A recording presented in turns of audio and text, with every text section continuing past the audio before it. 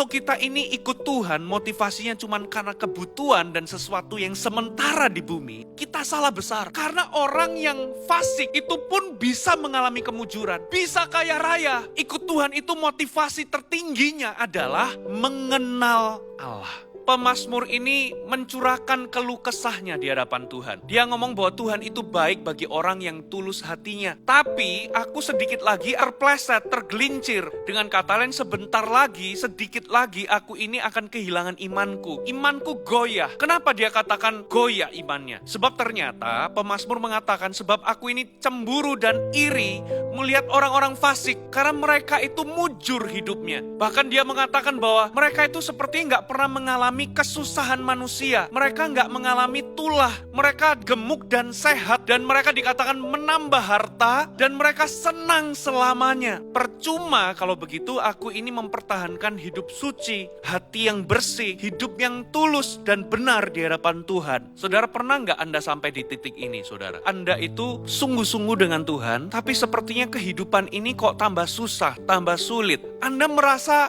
iri dan cemburu. Ini gak adil Tuhan. Sudah sia-sia semuanya. Percuma aku ikut Tuhan. Percuma aku ini mempertahankan hidup suci. Percuma aku hidup bersih. Percuma aku ini hidup tulus. Sama seperti pemazmur. Pemazmur Asaf ini mengatakan sia-sia kalau begitu. Hidup suci, hidup benar. Tapi di ayat yang berikutnya dikatakan, sampai aku masuk ke dalam tempat kudus Allah.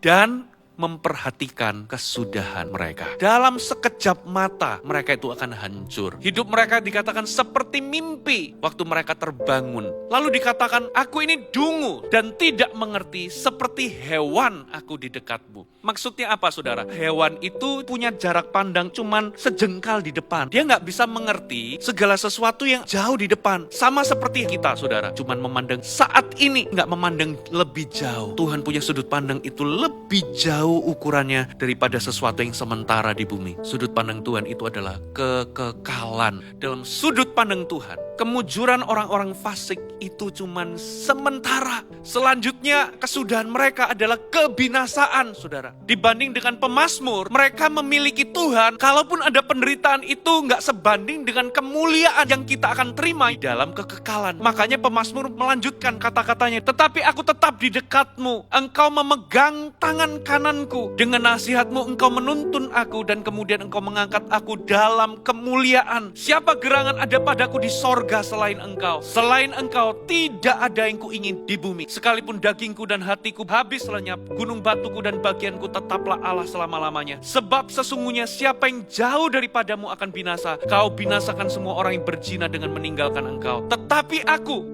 suka dekat pada Allah. Aku menaruh tempat perlindunganku pada Tuhan Allah supaya aku dapat menceritakan segala pekerjaannya. Terjadi perubahan. Dulu dia cemburu kepada orang fasik yang mujur. Sekarang itu sudah gak jadi soal. Dia berkata, sekalipun hatiku dan dagingku ini habis lenyap, tapi Allahku itulah gunung batuku. Satu-satunya yang kuingini di bumi adalah engkau. Aku suka dekat dengan Allah. Orang yang betul-betul dekat dan mengenal Tuhan, itu pasti sudut pandangnya berubah. Kalau dulunya seseorang itu betul-betul cinta uang, semakin dia bertumbuh dalam pengenalan, uang gak lagi sesuatu yang dikejar. Bukan berarti uang itu gak penting, tapi uang itu di dalam hati Anda gak lagi segalanya. Terjadi perubahan nilai, terjadi perubahan motivasi, prioritas. Apa yang dulu itu aku anggap keuntungan, bernilai, sekarang aku anggap sampah demi aku bisa memperoleh Kristus.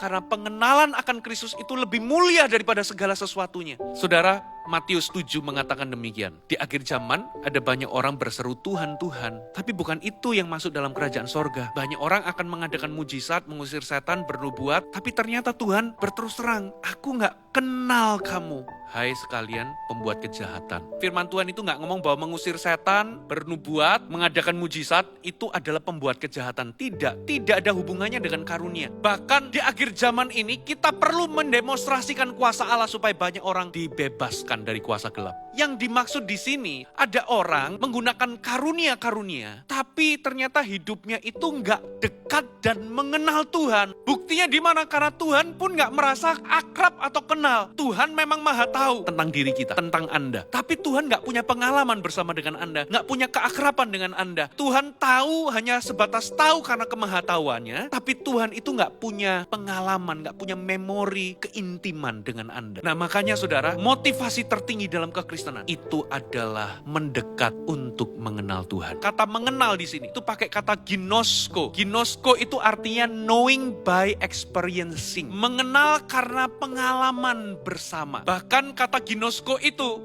merujuk kepada hubungan intim suami istri. Kita nggak ngomong bahwa kita ini berhubungan intim secara suami istri dengan Tuhan. Tidak. Tapi sama seperti suami istri yang begitu kenal, begitu intim. Dengan kata lain, kalau Anda ngaku kenal Tuhan, tapi Tuhan nggak mengenal Anda, itu namanya Anda cuma tahu tentang Tuhan. Mengenal itu harus dua arah. Kalau Anda ngaku kenal si A, maka si A harus confirm bahwa dia juga mengenal Anda. Harus ada pengalaman, ada interaksi bersama. Salomo. Saudara, Salomo ini dikasih karunia hikmat. Tapi ujungnya, Salomo itu menyembah berhala. Kenapa saudara? Salomo memang punya karunia, tapi Salomo nggak mengenal Allah. Kalau memang Salomo itu mengenal Allah, nggak mungkin dia punya 700 istri dengan 300 gundik. Makanya saudara, di dalam tulisan-tulisannya menjelang dia itu mati, dia menyatakan bahwa segala sesuatu sia-sia. Berarti ada sesuatu yang lebih penting daripada segala sesuatu yang fana di muka bumi ini. Jadi mulai hari ini, ayo kita kenal, semakin kenal.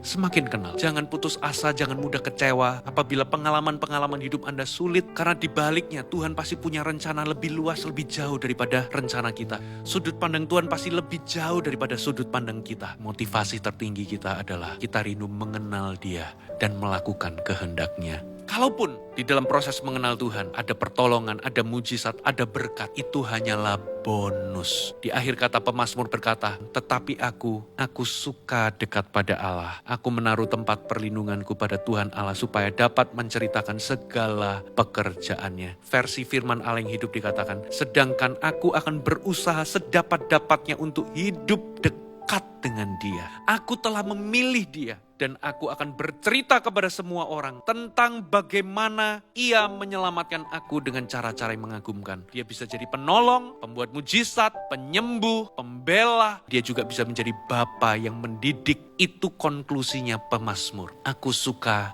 dekat dengan Allah.